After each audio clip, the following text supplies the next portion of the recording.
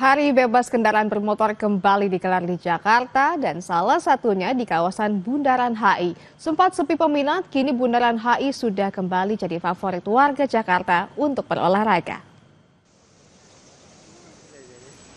Hampir satu pekan ke belakang, Jakarta diisi aksi unjuk rasa. Aksi yang berujung pada perusakan fasilitas umum berdampak pada aktivitas publik.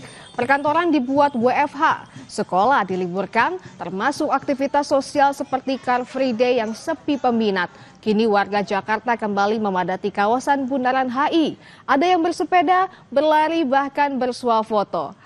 Warga berharap situasi terus kondusif.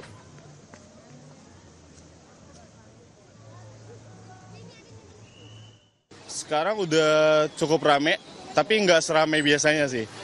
Tapi minggu lalu itu sepi banget. Jadi cuma ada orang lari beberapa orang, at least cuma 10% lah dari biasanya. Kalau ini udah 70% sampai 80%. Karena kita lihat dalam seminggu ini suasananya sudah kondusif dan kita berharap Jakarta selalu kondusif seperti hari-hari sebelumnya. Jadi tetap bisa olahraga gitu ya? Ya, kita berharap seperti itu. Seterusnya. Karena pas weekend juga, terus libur, jadi sekalian bawa anak jalan-jalan aja sih. Iya, udah kondusif banget, terus kan banyak polisi juga ya ngamanin, jadi aman sih. Udah tenang, ya.